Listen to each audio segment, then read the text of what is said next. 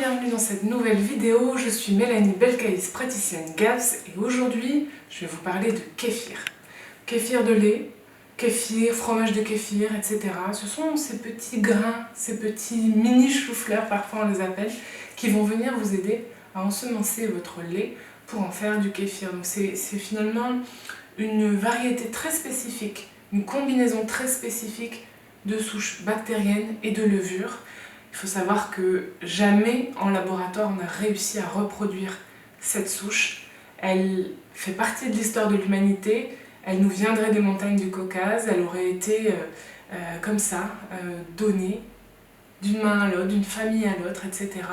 pour arriver jusqu'à nous aujourd'hui. Et ce que vous trouvez en magasin sous forme de poudre, et bien finalement c'est simplement ces petites fleurettes qui sont séchées, réduites en poudre, mais c'est tout. Alors le plus simple, c'est de poster une annonce, que ce soit sur les réseaux sociaux, que ce soit dans votre magasin bio. Vous pouvez mettre aussi une petite affichette en disant que vous recherchez des grains de kéfir en mettant votre numéro, et ainsi vous pourrez vous aussi faire votre kéfir à la maison. Je vous montre tout de suite ce dont vous aurez besoin.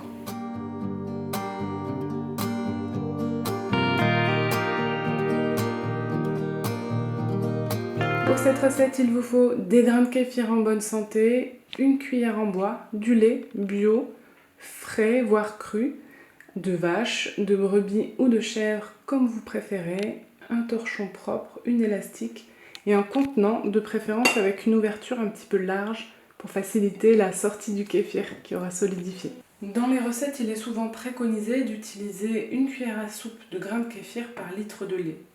Dans les faits, ceci n'a pas grande importance. Simplement, si vous en mettez plus, votre lait fermentera plus vite. Et si vous en mettez moins, il mettra plus de temps à fermenter. Donc là, libre à vous de suivre ou non cette directive. En règle générale, j'en mets 2, personnellement. Je vais verser sur ces grains de kéfir mon lait.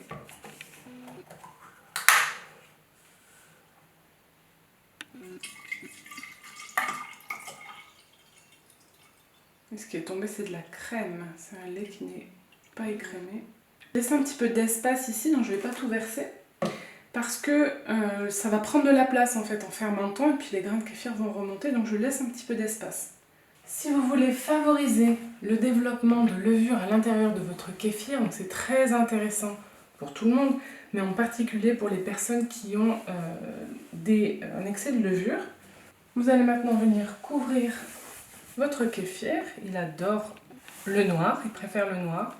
Je choisis simplement de le recouvrir avec un torchon propre pour permettre la circulation de l'air qui va permettre le développement des bonnes levures, de favoriser les levures à l'intérieur et pas seulement les bactéries.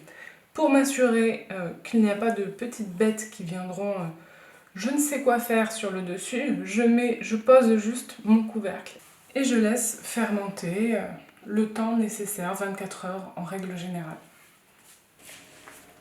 Mon kéfir a fermenté pendant un peu plus de 24 heures. Il est prêt, ici on sait qu'il est prêt parce qu'on va pouvoir observer des petites lignes, des brisures qui sont créées par en fait la séparation du petit lait.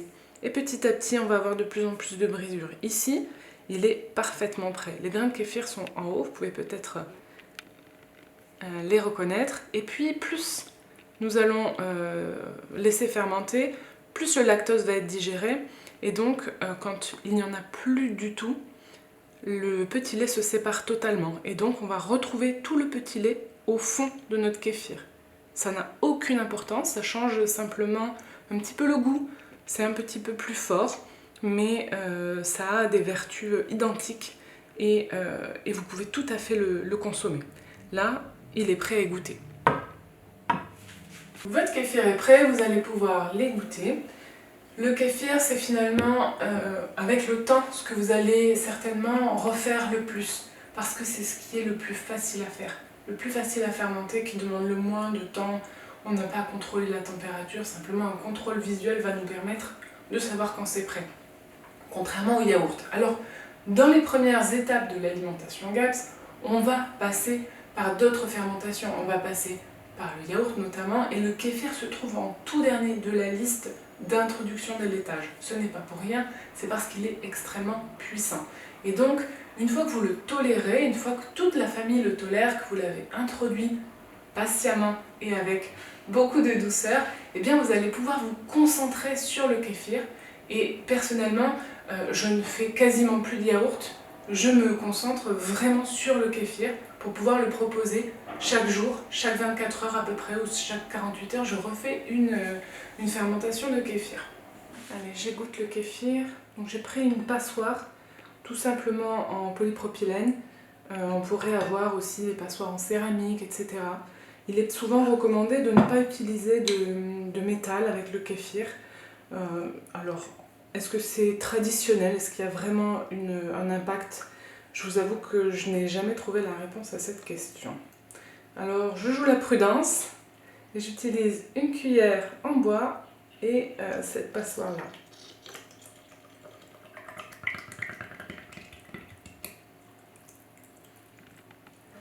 On va simplement faire passer le kéfir à travers la passoire. C'est un petit jeu de patience, mais ça se fait très bien. Vous pouvez aussi trouver des passoires qui sont avec des ouvertures plus larges pour que ça aille plus vite. Mais j'avoue que la texture fluide donnée par cette passoire nous convient bien.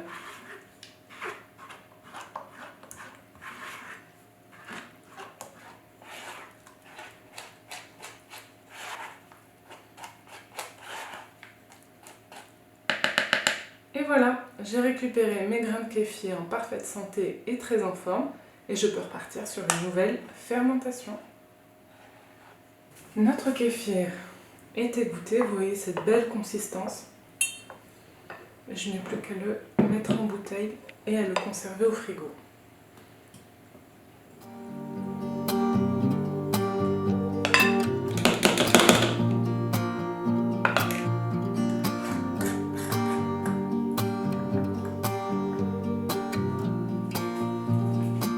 Là, on a une belle consistance assez épaisse, plutôt proche du yaourt. Des fois, ce sera plus liquide, des fois, ce sera épais comme ça, mais je vous assure que c'est toujours très délicieux et très bénéfique. Et si vous ne vous en resservez pas tout de suite, vous pouvez le mettre dans un pot avec du lait au frigo. C'est la fin de cette vidéo, merci de l'avoir suivi. J'espère que vous allez apprivoiser avec plaisir le kéfir et que vous allez pouvoir en faire un allié pour votre santé, sachant tout ce qu'il a à vous apporter. Vous allez pouvoir aussi devenir donneur et à votre tour faire perpétuer cette tradition du kéfir et de la fermentation. Et puis je vous retrouve pour d'autres recettes à base de kéfir et à base de plein d'autres choses pour vous aider à vous alimenter, à vous nourrir avec le GAPS.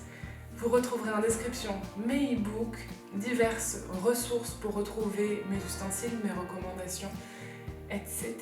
Je vous dis à bientôt et bonne fermentation!